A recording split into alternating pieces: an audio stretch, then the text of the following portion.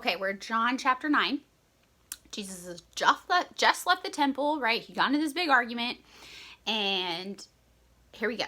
As he passed by, he saw a man blind from birth. And his disciple asked him, Rabbi, who sinned, this man or his parents, that he would be born blind, right? This is a time where when you sin, there's a physical ailment. Those two things were tied. So Jesus answered, it was neither that this man sinned nor his parents, but it was so that the works of God might be displayed in him. What? People can be sick because they didn't sin and because their parents didn't sin? It's because the work of God has to be done through him. We must work the works of him who sent me. As long as it is day, night is coming when no one can work. While I am in the world, I am the light of the world. When he had said this, he spat on the ground and he made clay of the spittle and applied the clay to his eyes and said to him, go wash in the pool of, I don't know how to say it, Siloam, which is translated to sent. So he went away and washed and came back seeing. Therefore the neighbors who had previously saw him as a beggar were saying, is this not the one who used to sin and beg?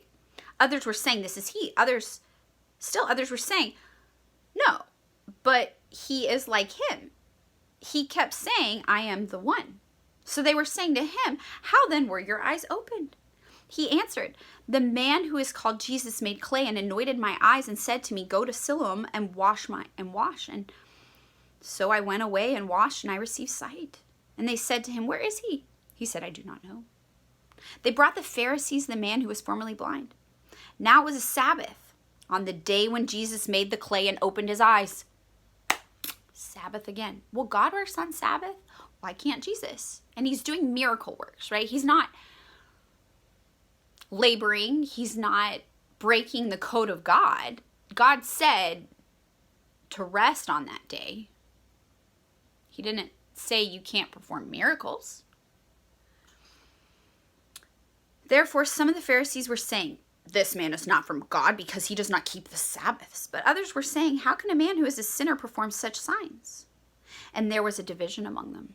So now you have two different sides, and there's always multiple sides to every story. People are curious. They're not sure. I think this, maybe it's that, right? The same thing they were arguing about earlier. Can this be Jesus? Can it be Jesus? We know he has parents. He's from, right? Like,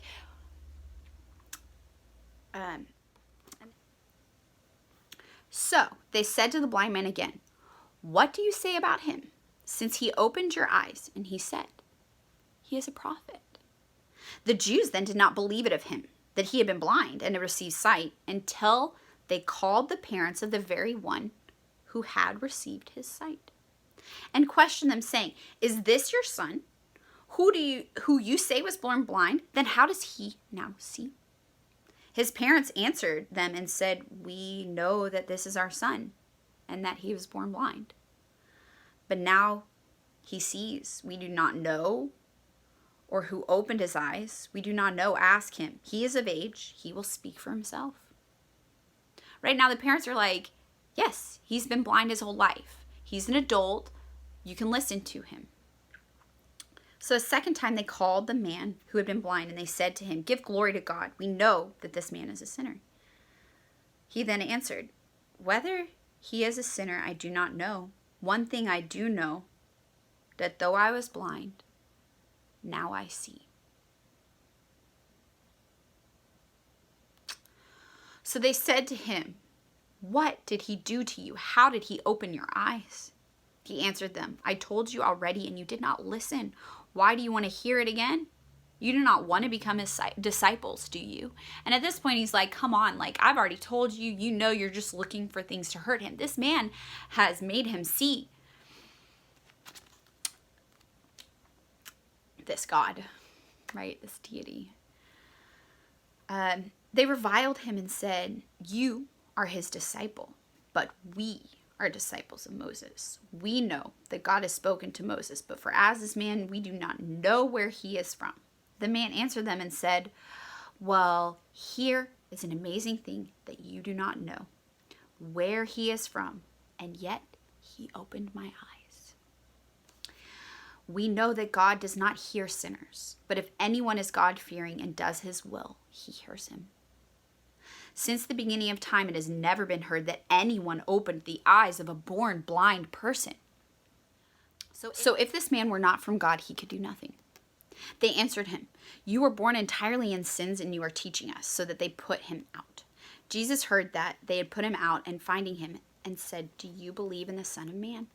He answered, "Who is he, Lord, that I may believe in him?"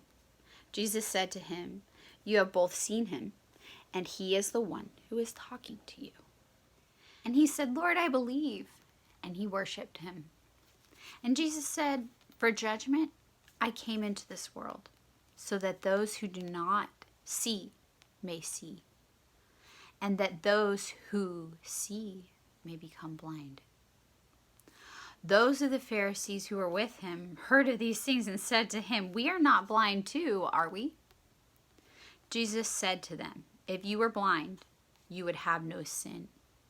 But since you say we see, your sin remains."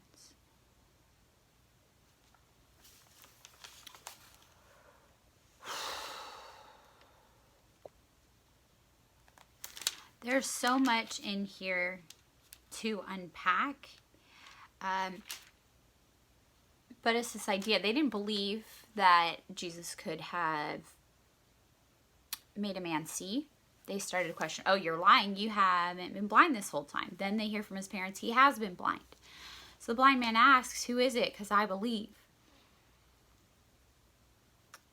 Often it takes seeing to believe, and that people who think they see are blind to the truth. Be careful in who you follow as your leaders. Lean not on your own understanding, but continue to seek wisdom through him. There are many conduits and paths to God and righteousness. The focus is not on you're wrong, you're right, you're this, you're that. The focus is on glorifying him and recognizing you are a conduit for the light.